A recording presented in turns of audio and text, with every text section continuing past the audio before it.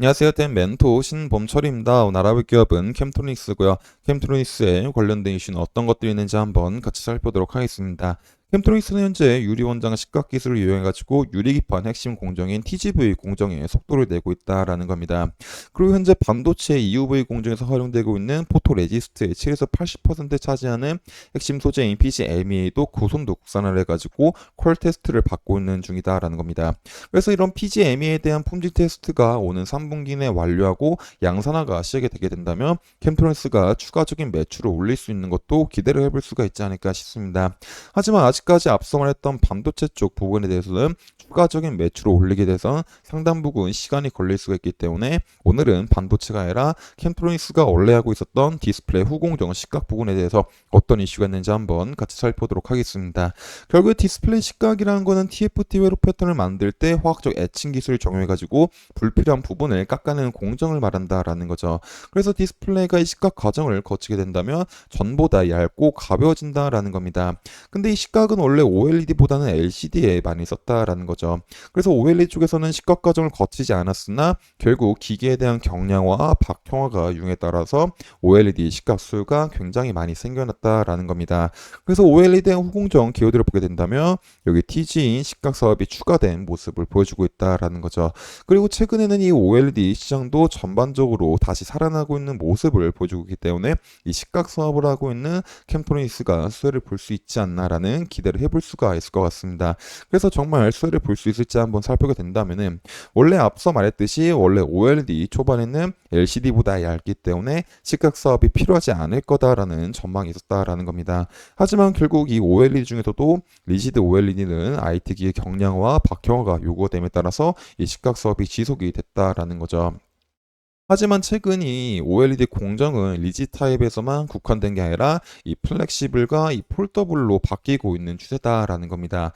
그래서 이제 선행되었던 이 리지드 OLED 같은 경우는 유리 기판 위에 TFT 올리고 그다음에 OLED 증착을 진행한 뒤에 봉지를 유리판으로 하다 보니까는 이 두꺼운 유리판을 얇게 하기 위해서 시각 과정이 추가가 됐다라는 거죠. 하지만 최근 이제 플렉시블 OLED 같은 경우는 리지드 패널과 다르게 유리 기판 대신 폴리이미드 필름을 사용해서 유리 봉지 대신해서 TFE를 활용하기 때문에 시각 잡이 없어도 리지드보다 최대 수십 분의 1 제작이 가능하다라는 겁니다. 그래서 지금처럼 이 IT 기기 OLED 패널이 유연성을 부각받고 있는 상황에서는 기존 유리 재질을 사용하고 있는 리지드가 소외를 받고 있기 때문에 디스플레이 시각 사업이 위태로워진 상황이었다라고 보시면 될 것 같습니다.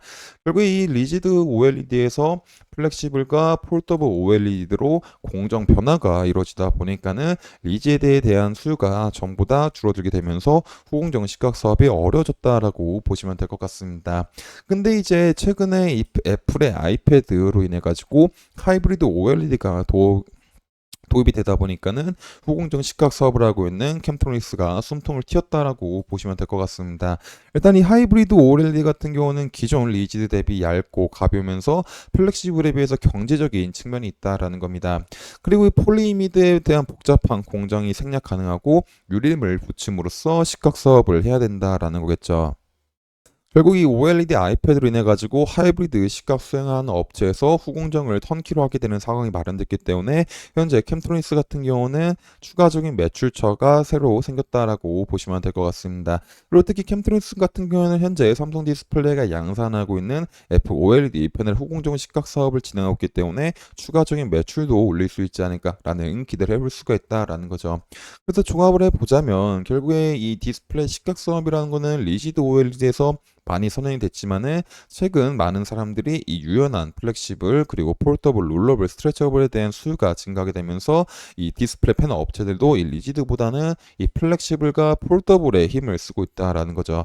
그리고 이 플렉시블과 폴더블로 점점 공정이 변화가 되게 되면서 리지드에 대해서 사용했었던 후공정 시각이 점점 사라지고 있는 추세였지만은 애플이 이번에 새로 쏜 투스택 텐더 OLED 같은 경우는 하이브리드 OLED로서 플렉시블만 사용하는 게 아니라 리지드 OLED와 결합한 방식이기 때문에 유리기판을 사용해가지고 후공정 시각 작업이 필요하다라는 겁니다. 결국 후공정 시각 작업으로 인해가지고 캠트로닉스가 삼성 디스플레이 물량을 받고 있기 때문에 디스플레이 쪽에서도 매출을 많이 올릴 수가 있는 상황이 마련됐다라고 보시면 될 것 같습니다.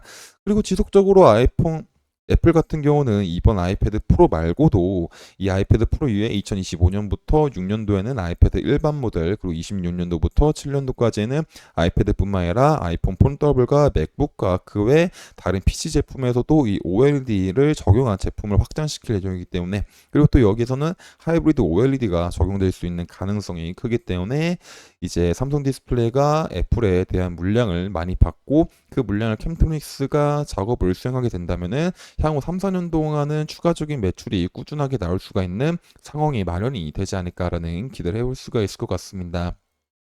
그리고 이 상황에 맞춰서 이 캠트로닉스가 하고 있는 PGME에 대한 퀄 테스트가 통과돼가지고 양산화가 본격적으로 시작이 되게 된다면 반도체 쪽에 대한 매출과 디스플레이 쪽에 대한 매출이 합쳐지게 되면서 전보다도 더 많은 매출액 상승이 이루어지지 않을까라는 기대도 해볼 수가 있을 것 같습니다. 그래서 이런 부분들이 앞으로 어떻게 변화가 될지 지속적으로 확인해 봐야 될 것 같습니다. 그래서 이런 부분들은 제가 지속적으로 확인해서 여러분들한테 알려드릴 예정이기 때문에 캠트로닉스에 관심 있으신 분들은 제 영상을 시청해 주시면 감사하겠습니다. 그래서 캠트로닉스에 대한 주가도 한번 같이 살펴보도록 하겠습니다. 일단 캠트로닉스에 대한 주가는 이제 저점에서부터 반등이 오게 되면서 이 라인까지 상승해 줬지만은 결국에 이 라인에서 지속적인 저항을 받았다라는 거죠. 그리고 최근에 이 유리 기판에 대한 이슈로 힘이 있고 그런 거래량을 동반한 장대 양봉이 나왔지만은 그걸 장대 양봉이 나오게 되면서 이 저항 부근을 돌파나 싶었지만은 이제 며칠 이틀 뒤에 이제 고점을 찍었지만은 결국 여기서 많은 매도 물량이 나오게 되면서 이제 가격이 눌린 모습을 보여주고 있다라는 겁니다. 결국 이 고점 라인들은 이 부분에서 이제 강한 매물대기 때문에 여기서에 대한 차익 실현 매물과 여기 위에서의 본전 심리 매물이 나오게 되면서 가격이 큰 폭으로 늘렸다라고 보시면 될 것 같습니다. 그리고 그 이후로부터 이제 가격이 더 이상 상승하지 못하고 조금 하락을 하고 있는 상황이다라고 보시면 될 것 같습니다. 그래서 지금 당장 캠트로닉스 같은 경우는 가격에 대한 급등을 보기보다는 최소 이 라인에서 유의미한 지지가 나오는지를 확인을 하고 그 다음에 다시 반등이 나올 때 거래량을 동반한 양봉이 나오는지를 먼저 살펴봐야 될 것 같습니다. 그리고 그런 흐름들이 나오게 된다면 다시 한번 이런 고점 부분까지도 시도해 볼 수 있지 않나라고 생각을 해볼 수가 있겠죠.